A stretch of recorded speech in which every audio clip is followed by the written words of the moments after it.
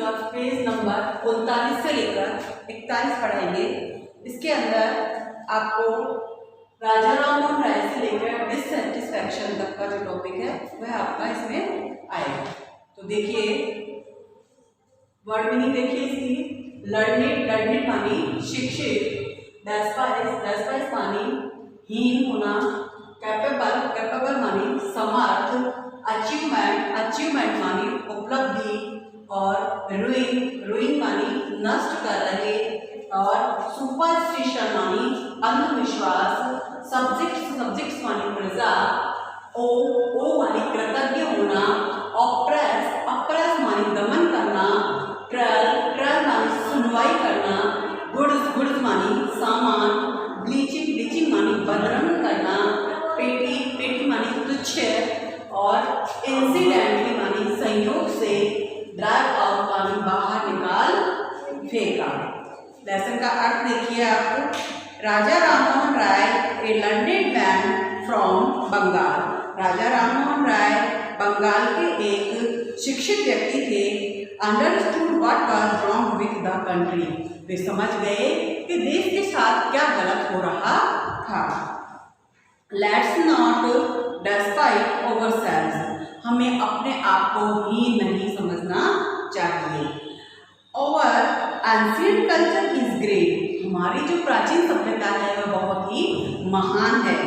And we are capable of greater achievement.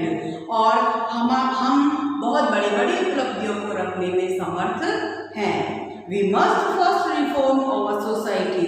सबसे पहले हमें हमारे समाज को सुधारना चाहिए।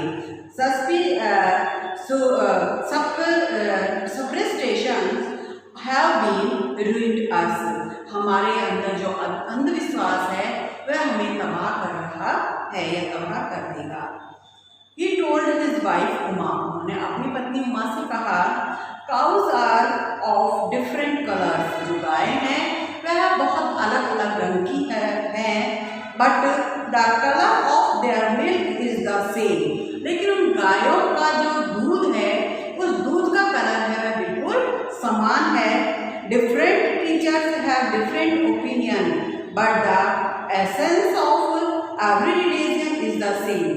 जो प्रत्येक जो धर्म अलग अलग प्रकार के जो धर्मांतरता है वह धर्मान करता है वह अलग अलग प्रकार के उपदेश देंगे, लेकिन आज उन सबका अगर हम सार निकाल के देखेंगे तो उनका जो सार है वह एक ही पाया जाता है। He was attracted by science and modern knowledge। वे जो विज्ञान था और जो हमारा व्यवहारिक ज्ञान था उससे वे बहुत ज़्यादा आकर्षित थे। Knowledge should be practical and scientific. जो शिक्षा है वह बहुत व्यवहारिक भी होती है और वह जो वैज्ञानिक भी होती है। He started newspaper, but the suspicious British stopped them in 1823। उन्होंने एक न्यूज़पेपर को शुरू किया, लेकिन जो शंकालु ब्रिटिश लोग थे उन्होंने 1823 में उसे बंद करा दिया। He crossed the seas and went to England to see what made the British powerful there। He told them। उन्होंने समुद्र को पार किया और विदेशी यात्रा की, जिससे कि वे जान सके कि जो ब्रिटिश लोग हैं वह किस तरीके से अपना पावर दिखाते हैं। ब्रिटिश जो शक्ति है उसको जानने के लिए उन्होंने समुद्रों की यात्रा करके ब्रिटिश में गमन किया। He accept you as rulers। उन्होंने कहा कि हम तुम्हें शासक के रूप में स्वीकार करते हैं। And you must accept us as subject. और तुम हमें एक प्रजा के रूप में स्वीकार कीजिए। But you must remember the responsibility A ruler. लेकिन तुम्हें एक जो शासक है उसकी जो कर्तव्य होता है उसको समझना होगा।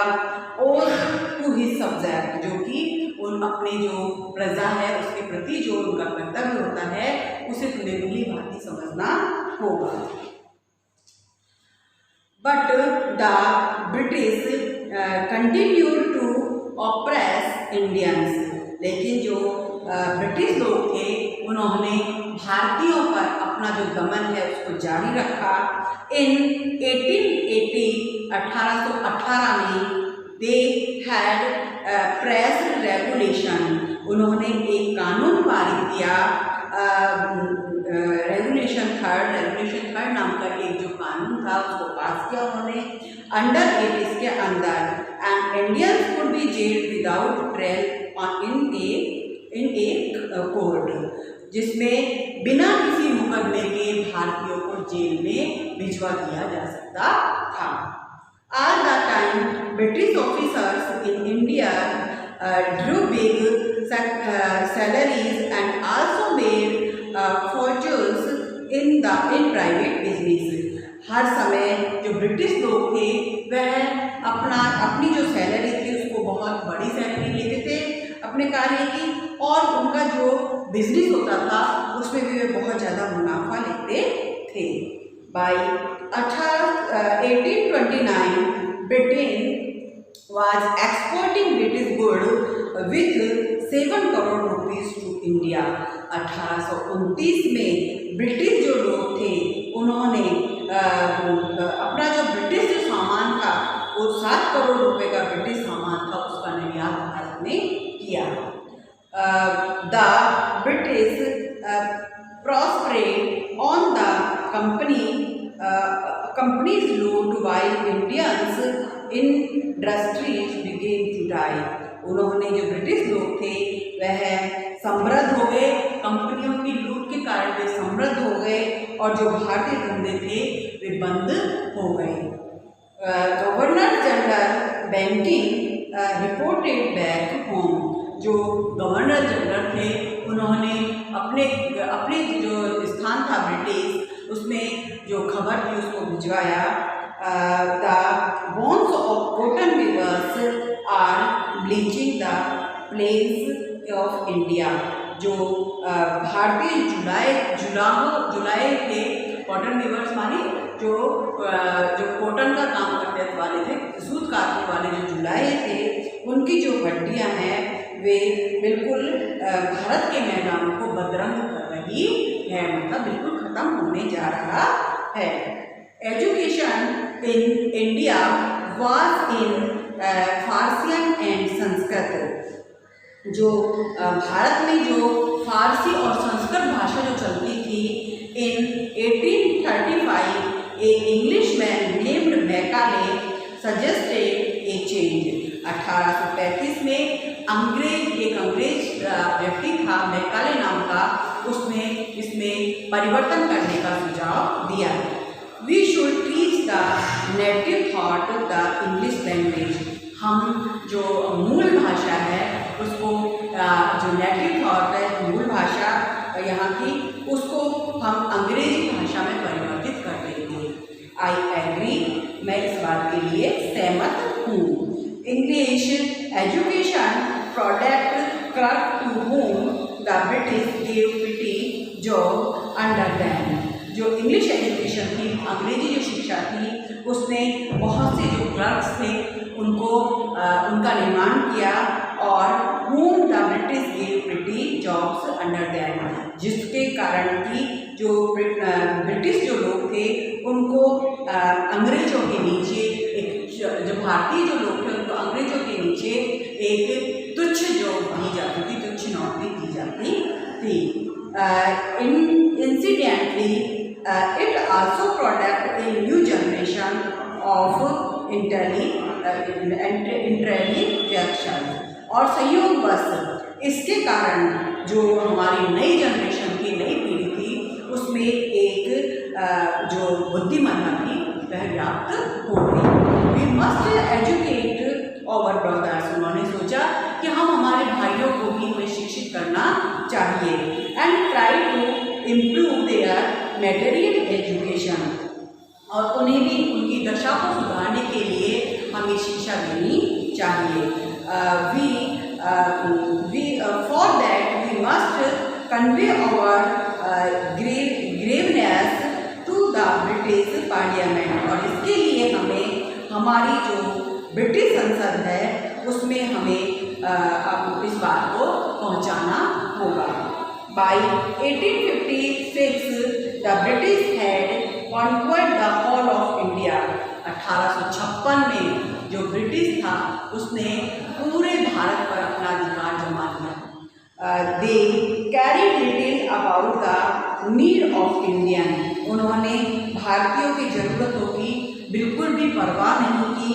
Our kings have become prophet and we have lost our old joy। हमारे जो राजा है उन्होंने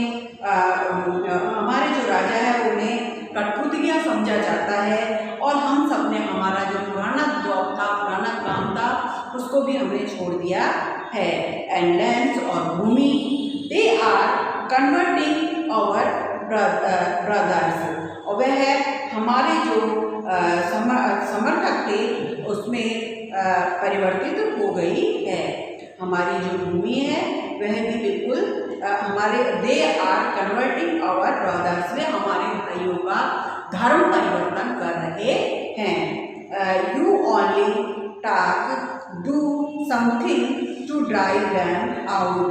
हमें केवल बातें नहीं करनी चाहिए, हमें कुछ ऐसा करना चाहिए जिससे कि ये यहाँ से बाहर निकाल फेंकने में हम समर्थ हो जाए, इन्हें यहाँ से बाहर निकाल फेंकने में हम समर्थ हो जाए। इसके लिए हमें कुछ करना चाहिए।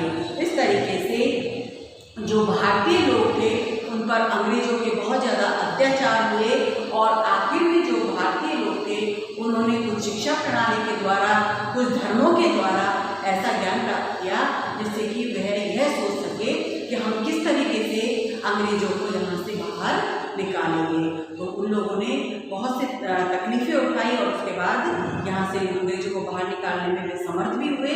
तो इसके बाद हम आगे पढ़ेंगे कि आगे क्या होता है। Thank you. आपको लेसन का अर्थ साथ ही साथ आपकी जो नोटवर्क की कॉपी है उसके अंदर करना है। धन्यवाद।